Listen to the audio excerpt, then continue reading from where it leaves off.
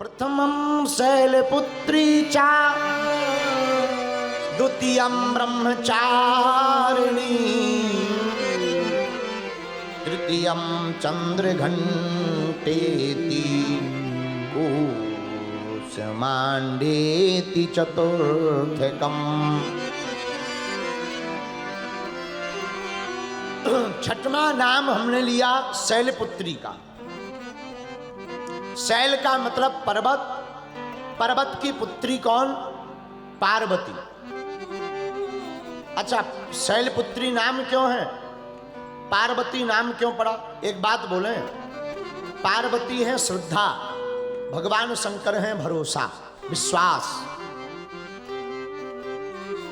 और अगर बालक का भरोसा दृढ़ हो तो मां को कृपा करनी ही पड़ेगी। बालक या बालिका भरोसा दृढ़ हो, टूटे ना। कई लोगों की इतनी कमजोर भक्ति होती है, घर में भाई चटपट सो चल बाबा के मटपट। गुरुजी ने काटी चोटी, मांग खा बेटा रोटी। कुछ लोगों की घर में लड़ाई हो जावे लोगाई से, इतने जल्दी बाबा बनते हैं कि पूछो मत। बोलो सीताराम। स्वामी रामकृष्ण परमहंस की बात, गुफा में बैठकर कथा सुनाया करते थे, लोग सामने बैठते थे। उनका एक चेला देर से आता था पर बैठता आगे था। और कुछ लोग ऐसे होते भी हैं, काम कम करेंगे पैसा ज्यादा। बोलो सीताराम।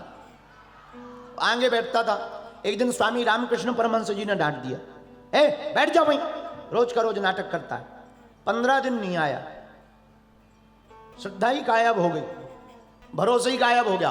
कुछ लोगों की इतनी कमजोर श्रद्धा होती है, माई बाप, अगर आपकी कमजोर श्रद्धा होगी तो परमात्मा की प्राप्ति नहीं होगी। हमने कथा सुनी, आप लोगों ने रामचरितमानस पढ़ी होगी, माता सबरी का प्रसंग आता है बाप जी। और माता सबरी की कथा हमने अपने आचार्य चरण से सुनी। हमारे आचार्य चरण कहते हैं, हमारे गुरुदेव कहते थे कि माता सबरी ने 10,000 वर्ष तक राम का इंतजार किया है, 10,000 साल तक।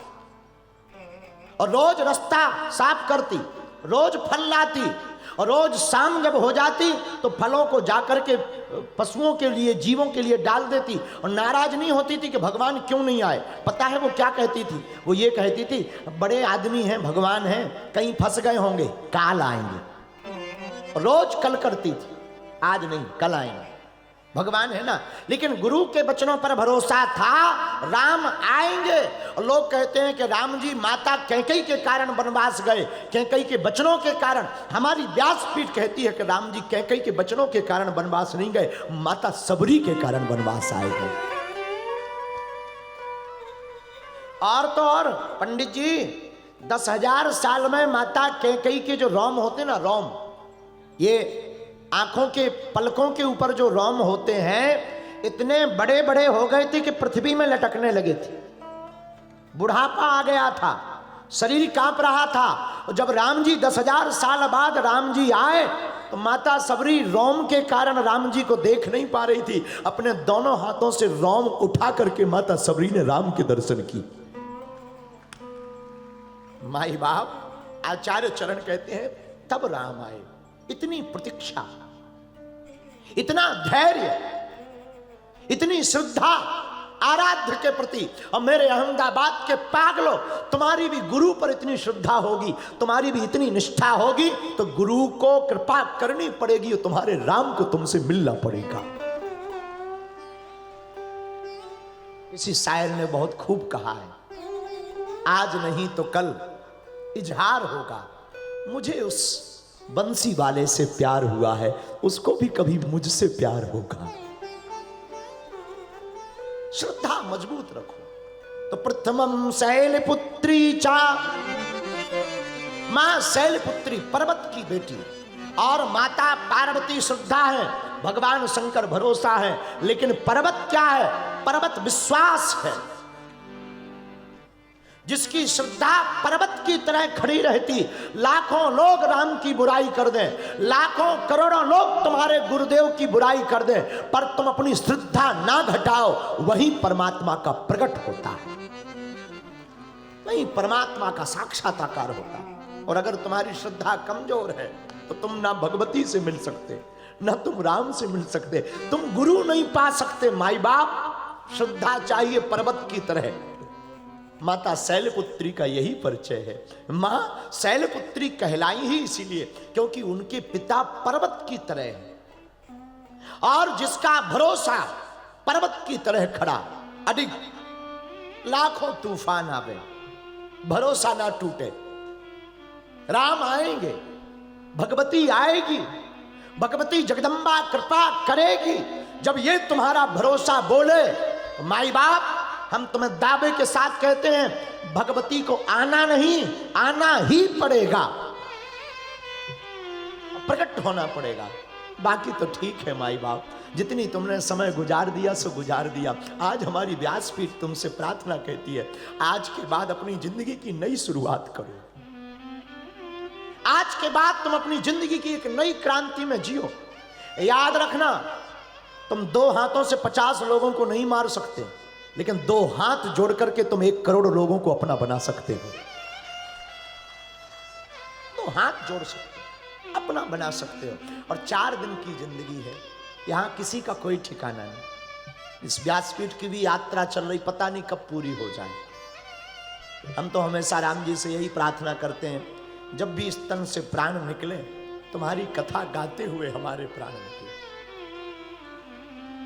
बस तुम्हारे दर्शन होते रहे, तुम्हारे गीत गाते रहे। सच बताएं अब तो कहीं मन नहीं लगता, यही मन दिन रात कहता रहता कब कथा पे आ जाएं। तुमसे ज्यादा हमें उकताहट होती है कब 4 बजे, कब हम व्यासपीठ पर पहुंचे और कब तुमको कथा सुना। पागलपन छाया है, लगने लगता क्या क्या सुना दे, क्या नहीं सुना दे। माही बाप जिंदगी का सार यही है, जिंदगी का सत्य भक्ति है, जिंदगी का सत्य राम है, जिंदगी का सत्य भगवान की साधना है। कितने बड़े बड़े लोग नहीं हैं, अमीरों करोड़ों कमा करके बैठे हैं, लेकिन उनकी जिंदगी अशांत है, बड़े दुख में हैं बेचारे, बड़े अप्रिय में जी रहे हैं। लेकिन जो राम के हैं उनकी जेब में 2 कौड़ी नहीं है फूटी, फिर भी मुस्कुराते हुए जिंदगी को जी रहे हैं। इसमें परम सुख है, इसमें परम आनंद है। इसलिए माई बाप आज बड़ो इस अहमदाबाद की धरती पर बैठे हुए जितने भी हमारे प्रिय थे, आप लोग 3 दिन तक परेशान होकर आए, धूप में बैठे रहे। हमें दुख है कि हम लेट आए, हमें यह भी दुख है कि पंडाल नहीं लग पाया, पर धन्य है तुम्हारी श्रद्धा, धन्य है तुम्हारा भरोसा, फिर भी तुमने कथा नहीं छोड़ी। आप धन्य हैं, आपकी श्रद्धा धन्य है। ईश्वर करे तुम्हें कथा सुनने का पूरा फल मिल जाए, ईश्वर करे तुम्हारी जिंदगी में कोई दुख की घड़ी न आए, सदा मुस्कुराते रहो। फिर कभी भगवान ने चाहा, तुम्हारी इच्छा तो थी कि हम मिलें, मिलेंगे। देखो कोशिश हम करते कि सबसे मिलें, परिस्थितियां ऐसी हैं, समय 24 घंटे है, आगे को लगो अब बुढ़ापो आगो शरीर को, ज़्यादा देर बैठो बड़ी थकावट हो जाए। लेकिन हम आपसे प्रार्थना करें, हम तो मानव हैं, हम तो इंसान हैं, हम पर भरोसा ना रखकर जिनके बल पर हम बोल रहे, ऐसे बागेश्वर हनुमान पर भरोसा रखिए। और कभी मौका मिले तो बागेश्वर धाम जरूर दर्शन करना, जहां हमारे दादा गुरुदेव को दर्शन भय। यहाँ केवल गुजराती भाई नहीं, उत्तर प्रदेश, बिहार, मध्य प्रदेश, सब जगह के लोग आए, सबने कथा श्रवण की।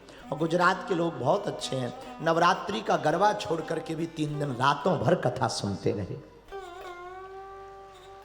उसके लिए पूरे गुजरात के लोगों को, आप लोगों को साधुवाद। फिर कभी भगवान ने चाहा हम समय निकाल कर आपके पास आकर आपको कथा सुनाएंगे। आप तब तक भगवत चरित्र अपनी टीवी के माध्यम से, सोशल मीडिया के माध्यम से सुन सकते हो और मुस्कुराते रहो, सत्संग करते रहो, प्रभु के गीत गाते रहो, दाल रोटी खाते रहो।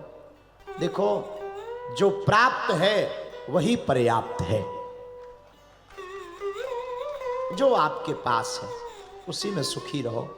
बाकी प्रसन्न तो राजा इंद्र भी नहीं है, हम लोग कब प्रसन्न हो पाएंगे। तुम्हारे जीवन में खूब खुशियां रहें। इस कथा के मुख्य यजमान श्री कमलाकर राजपूत जी, उनका पूरा परिवार, उनके बालक अनमोल, बड़ा बालक, बहू रानी, सभी बच्चों को खूब खूब व्यासपीठ से साधुवाद, सभी बेटियों को खूब खूब साधुवाद। उन्होंने खूब अच्छे से इस कथाक्रम को किया श्रद्धापूर्वक, और आप सभी को भी बहुत बहुत साधुवाद। पुनः कभी समय मिलेगा हम आपको भगवत चर्चा सुनाने आएंगे, लेकिन आज की कथा से एक चीज सीख कर जाओ, आत्मा को निरंतर साफ रखना, दूसरों को हमेशा माफ करना। बस तुम्हारी पूजा पूर्ण है। मुस्कुराते रहना, कभी टेंशन में मत रहना। क्यों? जब बालक टेंशन में होता है, शिष्य टेंशन में होता है, तब गुरु अटेंशन में होता है। गुरुदेव सावधान हो।